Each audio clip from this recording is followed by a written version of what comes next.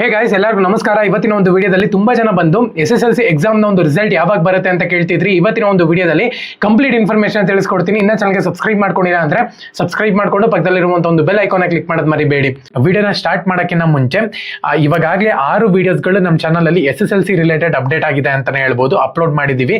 Kannada, English, Hindi, math, science, social ಎಲ್ಲಾನು ಕೂಡ passing package ನ ಎಕ್ಸ್ಪ್ಲೈನ್ ಮಾಡಿದೀವಿ.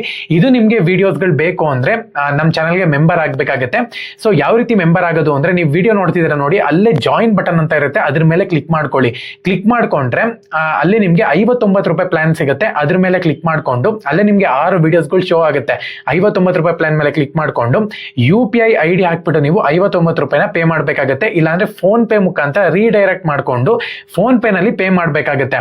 ಸೊ ನಮ್ಮ ಚಾನಲ್ಗೆ ಮೆಂಬರ್ ಆಗ್ತೀರಾ ನೀವು, 1 ತಿಂಗಳ ಮಟ್ಟಿಗೆ ನೀವು ಆ ಒಂದು ವಿಡಿಯೋಸ್ಗಳನ್ನ ಫ್ರೀ ಆಗಿ ನೋಡಬಹುದು, ಡೌನ್ಲೋಡ್ ಕೂಡ ಮಾಡ್ಕೋಬಹುದು. 59 ರೂಪಾಯಿ ಪ್ಲಾನ್ ನ ಯೂಸ್ ಮಾಡ್ಕೊಂಡು ನಮ್ಮ ಚಾನಲ್ಗೆ ಮೆಂಬರ್ ಆಗಿದ್ದೀರಾ ಅಂದ್ರೆ ನಿಮ್ಗೆ ಫ್ರೀ ಆಗಿ PDF ಸಿಗುತ್ತೆ ಅಂತಾನೆ ಹೇಳ್ಬೋದು.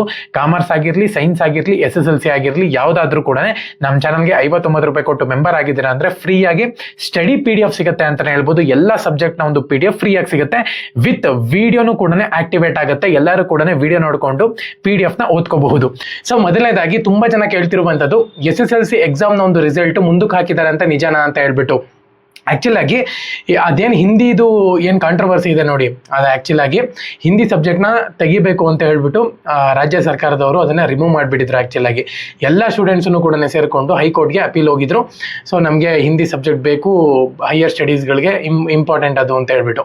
ಸೊ ಹಂಗಾಗಿ ಇವಾಗ ಬರ್ದಿದ್ದಾರೆ ಎಕ್ಸಾಮ್ನ, ಅದನ್ನೇನು ಗ್ರೇಡ್ ಕೊಡೋದು, ಮಾರ್ಕ್ಸೇ ಕೊಟ್ಬಿಡಿ ಅಂತ ಹೇಳ್ಬಿಟ್ಟು ಹೈಕೋರ್ಟ್ನವರು ಒಂದು ಹೇಳಿದ್ರು, ಒಂದು ಆದೇಶ ಕೊಟ್ಟಿದ್ರು. ಸೊ ಇದಕ್ಕೆ ಇವ್ರು ಏನು ಮಾಡಿದ್ದಾರೆ ಅಂದ್ರೆ, ಇಲ್ಲ ನಾವು ಗ್ರೇಡೇ ಕೊಡ್ತೀವಿ ಅಂತ ಹೇಳ್ಬಿಟ್ಟು ಮತ್ತೆ ಅಪೀಲ್ ಮಾಡಿದ್ದಾರೆ ಅಂತಾನೆ ಹೇಳ್ಬೋದು. ಇದರ ಒಂದು ಹಿಯರಿಂಗ್ ಬಂದ್ಬಿಟ್ಟು ಐ ಥಿಂಕ್ ಇವತ್ತು ನಡೆದಿಲ್ಲ, ನಾಳೆ ನಡಿಬಹುದು, ಅಥವಾ ನಾಳೆ ನಾಳದ್ ನಡಿಬಹುದು.